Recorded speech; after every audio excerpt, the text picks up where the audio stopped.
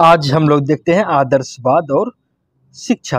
तो इसके पहले कि हम शिक्षा की बात करें, थोड़ा सा चर्चा आदर्शवाद पर कर लें। आदर्शवाद आइडिया और इज्म से मिलकर बना है और बोलने चालने पढ़ने लिखने की सुविधा को देखते हुए यहाँ पर एल शब्द मिला दिया गया है और आइडियलिज्म शब्द की उत्पत्ति पाश्चात्य विचारकों द्वारा की गई है।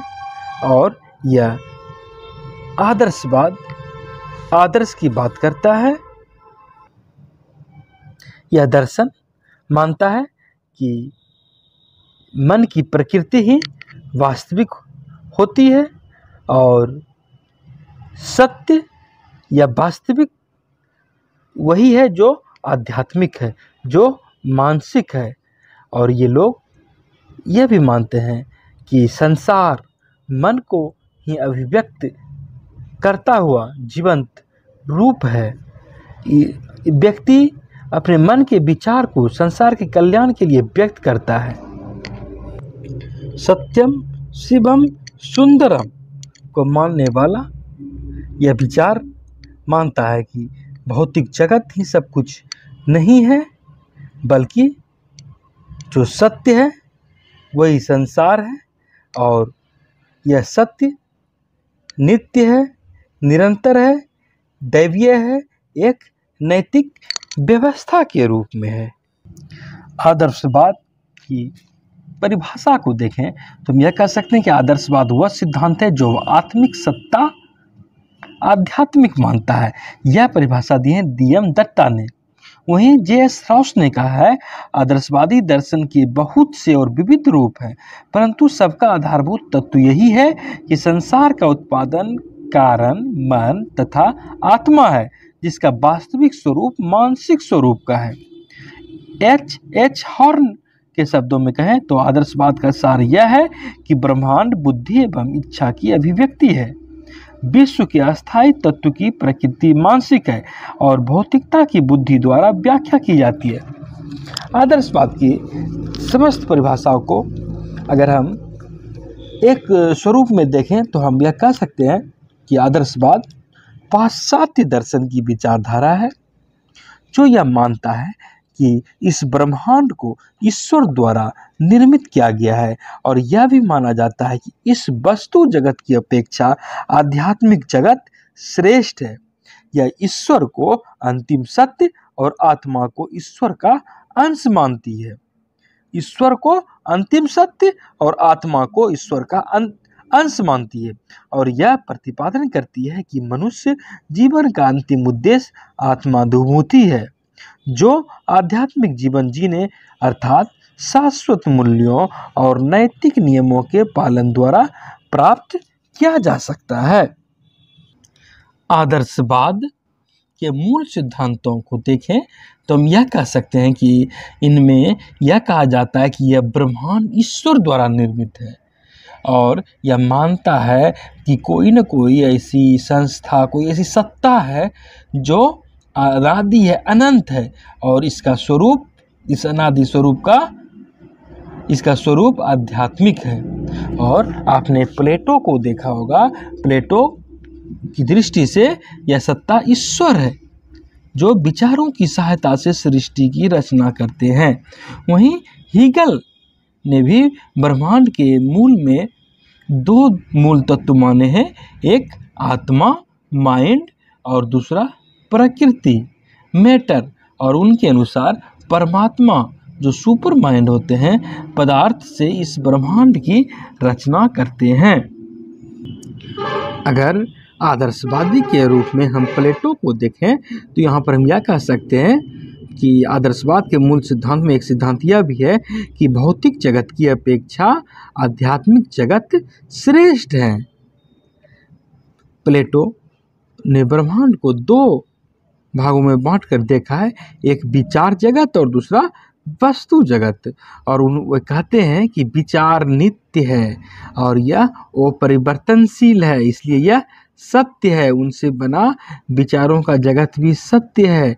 वहीं इसके विपरीत यदि हम कहें कि पदार्थ परिवर्तनशील है, समय के साथ ही बदल जाता है, इसलिए यह असत्य है। पदार्थ से बना यह जगत भी असत्य है।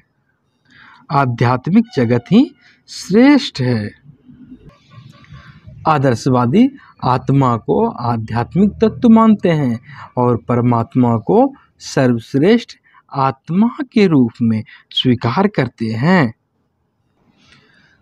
आदर्शवादी मनुष्य को संसार की सर्वश्रेष्ठ रचना मानते हैं।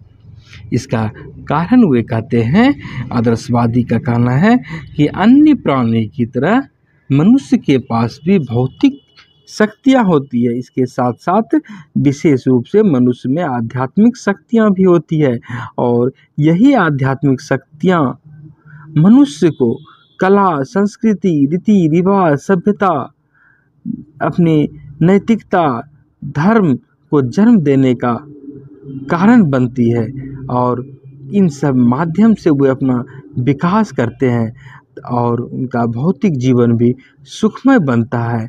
अर्थात आध्यात्मिक वातावरण, यही भौतिक वातावरण तैयार करता है। आदर्शवादी ज्ञान के स्वरूप को भौतिक एवं आध्यात्मिक दो भागों में बांटकर देखते हैं और वे मानते हैं कि भौतिक ज्ञान की प्राप्ति इंद्रिय द्वारा होती, इंद्रिय जन्य द्वारा होती है और वहीं आध्यात्मिक ज्ञान की प्राप्ति आत्मा के द्वारा होती है। मनुष्य को सर्वश्रेष्ठ मानते हुए यह भी आदर्शवादी मानते हैं कि मनुष्य के अंदर आत्मा का निवास होता है।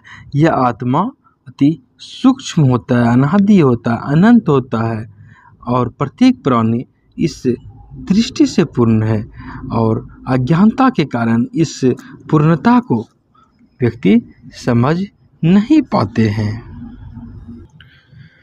ईश्वर प्राप्ति के लिए सत्यम, शिवम और सुंदरम की बात कही गई है।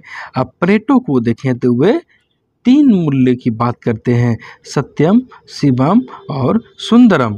सत्यम, शिवम, सुंदरम आत्मा और परमात्मा की सत्य हैं।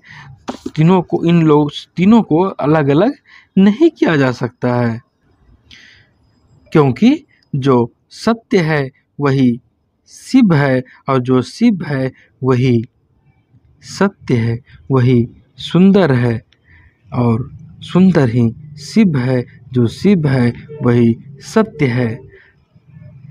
अर्थात आध्यात्मिक मूल्य के अंतर्गत सत्यम, शिवम और सुंदरम का यह आधार मानव मस्तिष्क और उसकी प्रकृति ही है। आदर्शवादी मानते हैं कि आध्यात्मिक मूल्यों की प्राप्ति के लिए नैतिक आचरण भी आवश्यक है। सत्यम, शिवम और सुंदरम आध्यात्मिक मूल्य हैं जो कि इसी शरीर से प्राप्त किया जाता है और इसके लिए इस शरीर को उस अनुरूप बनाना पड़ता है।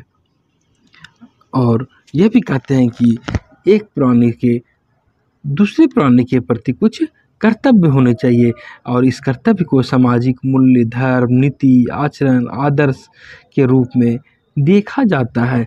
मनुष्य के प्रति कर्तव्य का निर्वाह करने में ही सत्यम, शिवम और सुंदरम के दर्शन कर सकता है। और इन सबों के साथ साथ आदर्शवादी राज्य को एक सर्वोच्च सत्ता मानते हैं। आदर्शवादी मानते हैं कि राज्य व्यक्ति से ऊपर है, व्यक्ति से उच्च है। और प्लेटो के अनुसार कहें तो जब सत्य एवं पूर्ण विचार करने वाले व्यक्तियों की कल्पना न कर सके तो उन्होंने सत्य विचार को ही राज्य स्वीकार किया।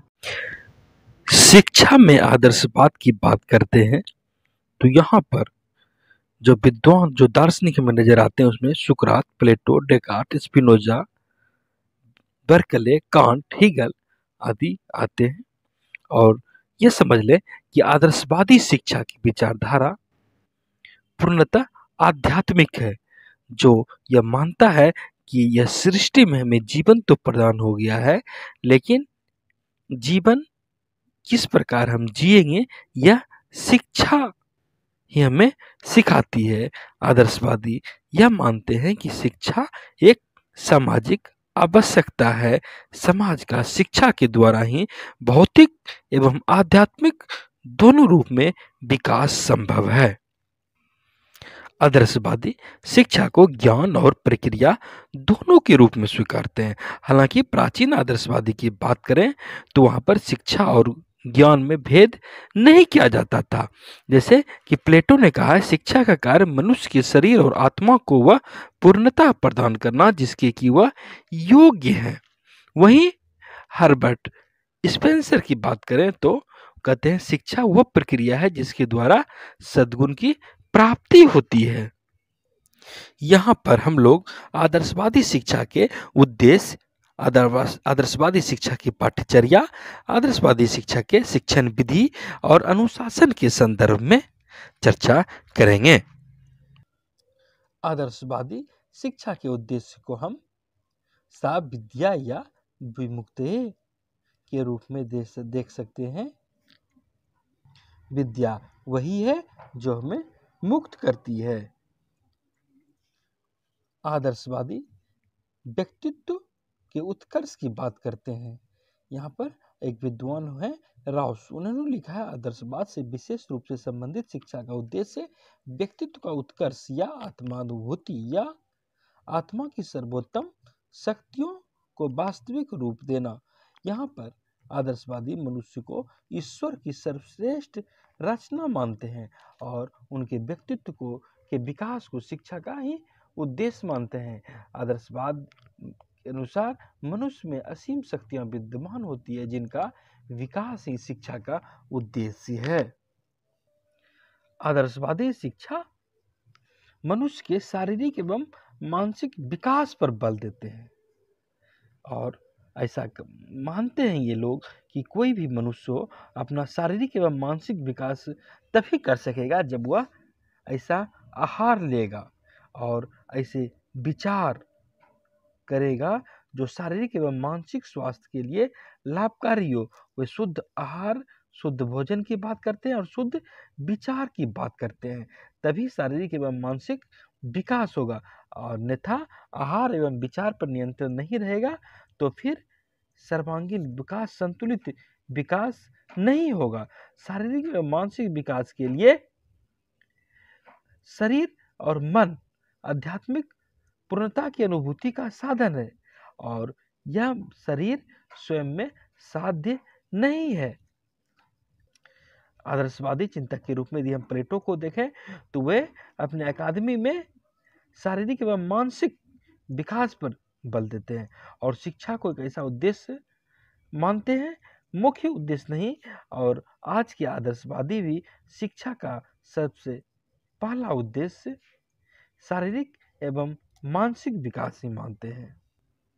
आदर्शवादी नैतिक एवं चारित्रिक विकास की बात करते हैं। जर्मन शिक्षा शास्त्री हुए हर्बर्ट, उन्होंने नैतिक विकास को ही शिक्षा का अंतिम उद्देश्य माना है और स्व के विकास की बात कही गई है और यह तभी हो सकता है अपना विकास जब वो अपना चारित्रिक विकास करेंगे। मनुष्य कहा जाता है, मनुष्य सामाजिक नियम में आस्था रखता है और उनका पालन स्वेच्छा से करता है, तभी हम कहते हैं कि उनका नैतिक विकास हुआ है। और जब किसी भी परिस्थिति में मनुष्य सद्मार्ग पर अडिग रहता है तो हम कह सकते हैं कि उनका चारित्रिक विकास हो गया है। यही कारण है कि प्लेटो जैसे विचारक भी समाज और राज्य सभी को नैतिकता की दृष्टि से परम आवश्यक मानते हैं। आदर्शवादी शिक्षा को पवित्र जीवन की प्राप्ति के संदर्भ में देखते हैं। फ्रॉबेल एक विद्वान हुए शिक्षा भी, उन्होंने लिखा है कि शिक्षा का उद्देश्य भक्तिपूर्ण, पवित्र तथा कलंक रहित पवित्र जीवन की प्राप्ति है। शिक्षा को मनुष्य का पथ प्रदर्शन करना चाहिए, उसे अपने आप का, प्रकृति का सामना करने का और ईश्वर से एकता स्थापित करने का स्पष्ट ज्ञान हो जाए। शिक्षा के उद्देश्य को आदर्शवादी बुद्धि एवं विवेक शक्ति के विकास के संदर्भ में देखते हैं। बौद्धिक स्व का विकास कहा जाता है कि जब मनुष्य का व्यवहार सामाजिक स्वीकृति अथवा अस्वीकृति हो कहने का तात्पर्य कि राज्य के नियमों से नियंत्रित न होकर उसकी बुद्धि एवं विवेक से नियंत्रित होता है। प्लेटो कहते हैं कि मनुष्य की बुद्धि एवं विवेक उसकी समस्त आदर्शों, कृत्यों और आध्यात्मिक चेष्टाओं का आधार होते हैं।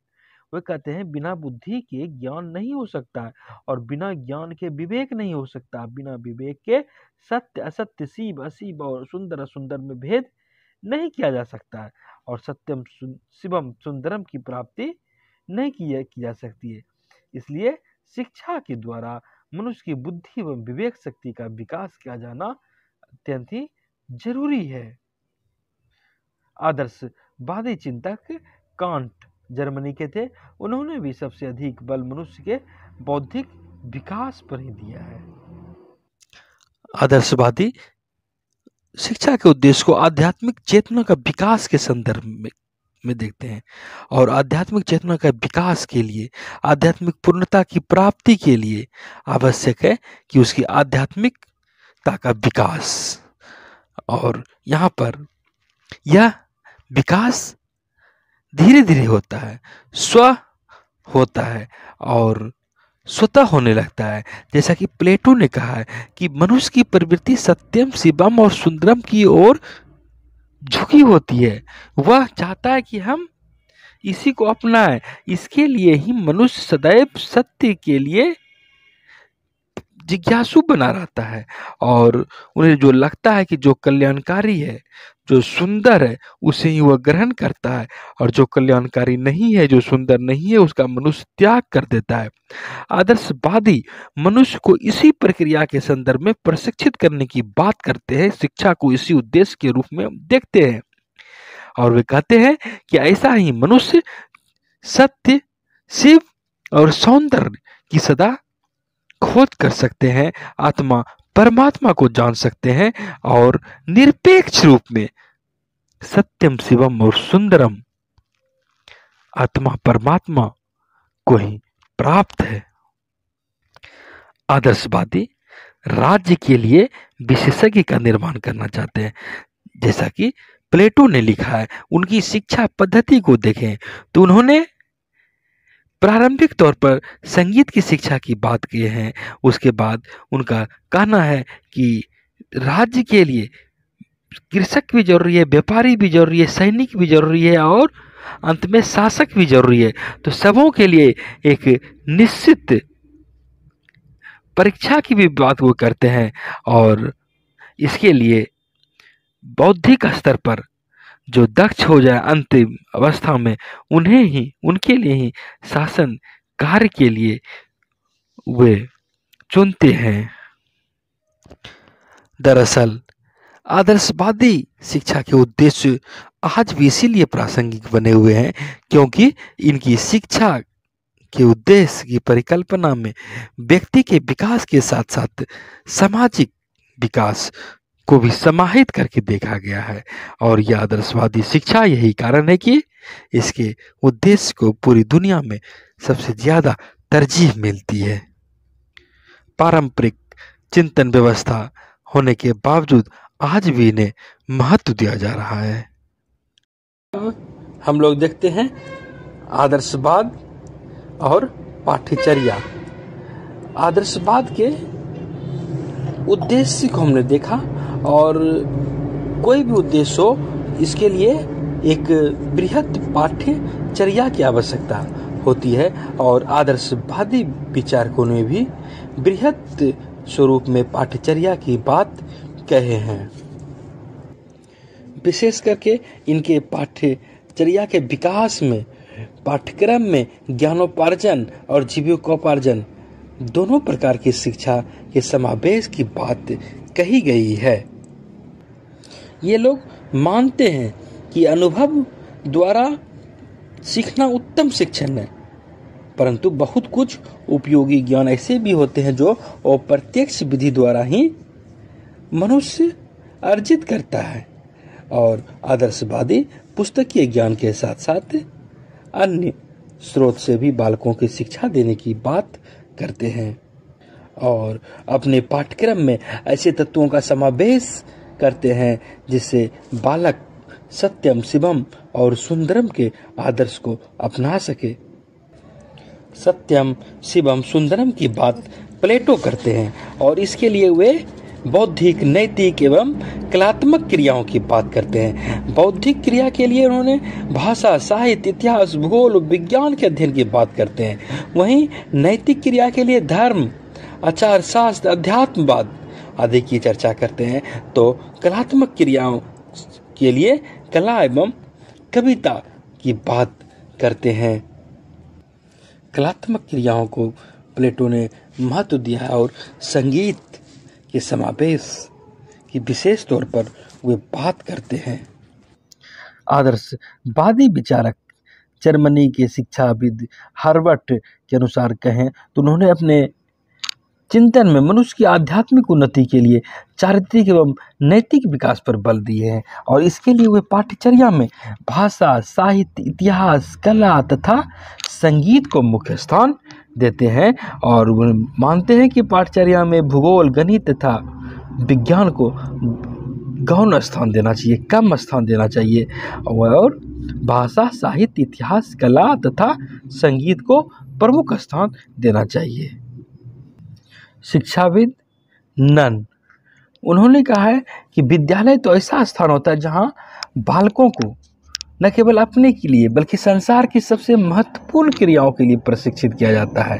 वहां व्यक्ति और समाज के जीवन की रूपरेखा लिखी जाती है, सभ्यता के निर्माण की बात होती है। इसके लिए संस्कृति की निर्माण की बात की जाती है। इस संदर्भ में वे बालक को नीति शास्त्र, धर्म आदि की शिक्षा की बात करते हैं और वे कहते हैं कि शारीरिक, सामाजिक, नैतिक, धार्मिक क्रियाएं के लिए शारीरिक व्यायाम होना चाहिए, सामाजिक शिक्षा की बात होनी चाहिए, धर्म की बात होनी चाहिए, नीति शास्त्र की बात होनी चाहिए और वहीं सभ्यता के विकास के संदर्भ में देखें तो इसके लिए साहित्यिक, सौंदर्य और सामान्य क्रिया की बात होनी चाहिए। इस संदर्भ में वे साहित्य, विज्ञान, इतिहास, भूगोल, गणित, संगीत आदि के अध्ययन को आवश्यक मानते हैं।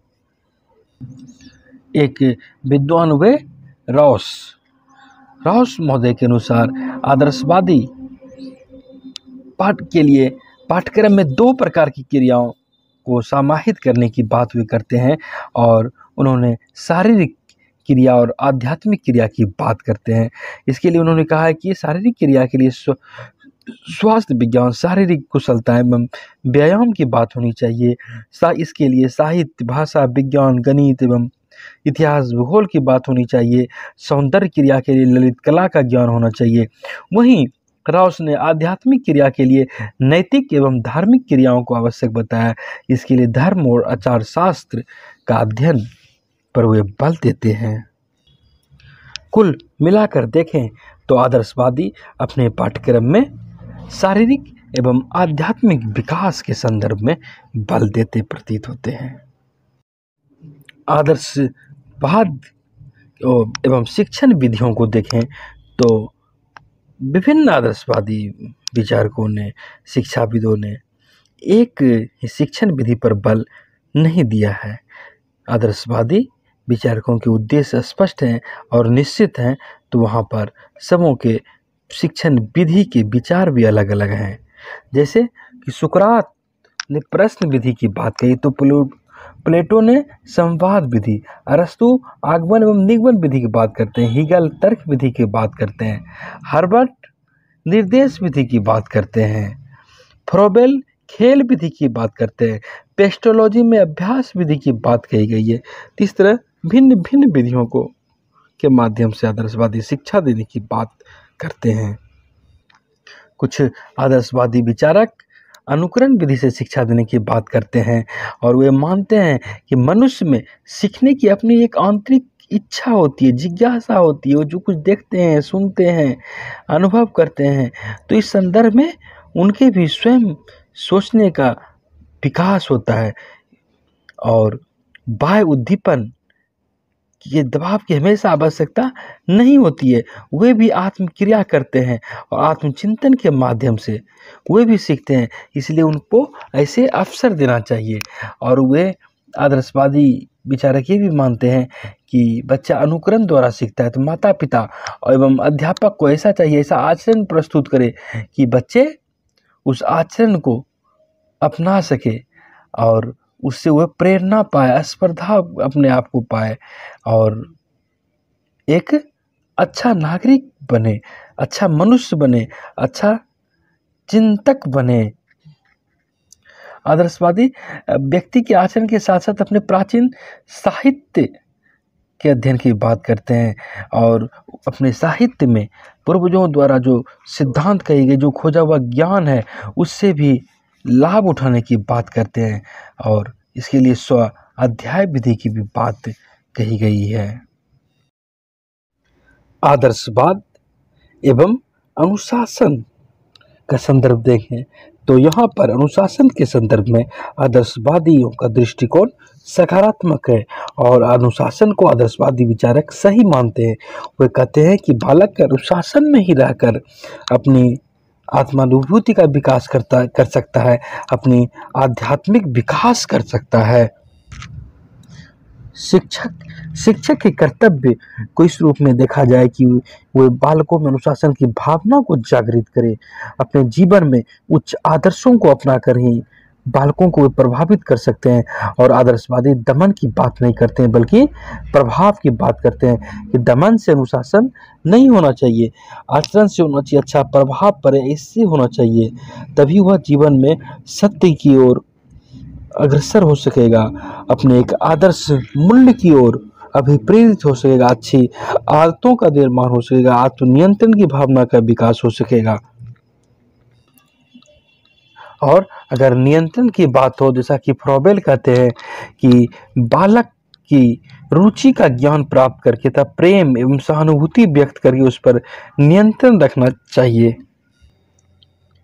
अगर बच्चे को सही वातावरण मिलता है तो उसमें बच्चे स्वयं ही स्वतः अनुशासित हो जाते हैं। यह एक मनोवैज्ञानिक तथ्य है और आदर्शवादी अनुशासन के इसी संदर्भ को अपनाते हैं।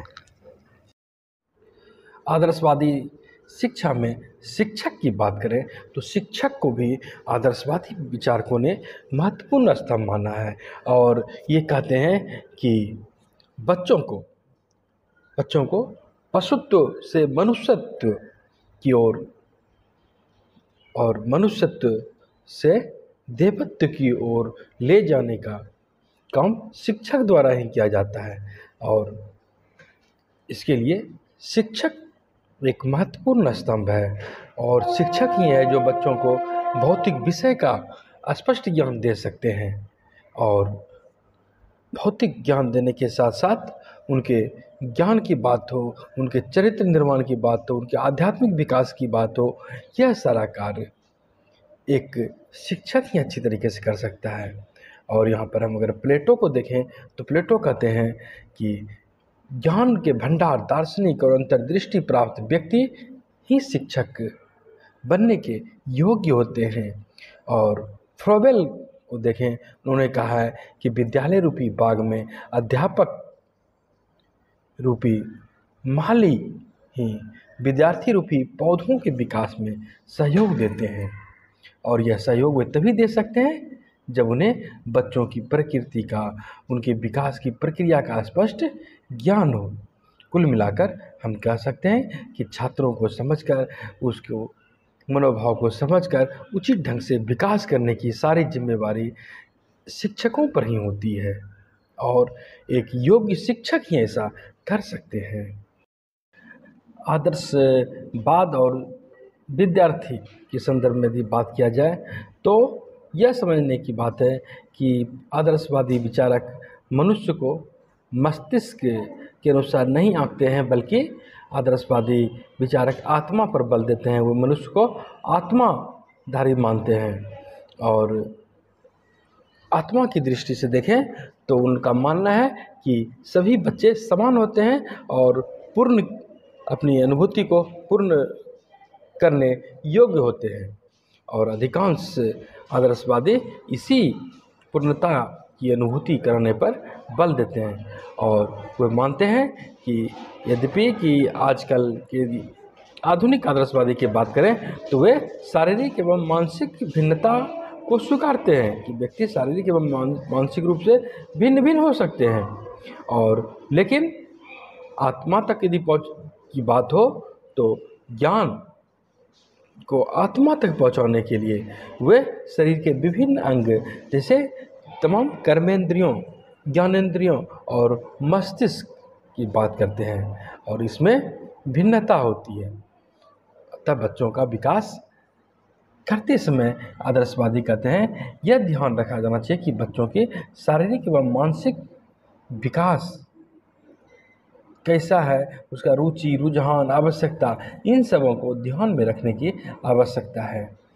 और यहाँ पर रुचि, रुझान और आवश्यकताओं के संदर्भ में देखें तो ये सब मनोवैज्ञानिक भिन्नता के रूप में देखी जाती है और मनोवैज्ञानिक की शिक्षा का सबसे पहले शुरुआत की बात यदि आती है कि मनोवैज्ञानिक भिन्नता की बातें किसने कही तो आप पेस्टोलॉजी का नाम दे सकते हैं। पेस्टोलॉजी ने ही मनोवैज्ञानिक आधार पर बच्चों में शिक्षा की भिन्नता की बात कही है और उनके शिष्य हर्बर्ट और फ्रोबेल ने पेस्टोलॉजी के विचार को कालांतर में अधिक मूर्त रूप प्रदान किया।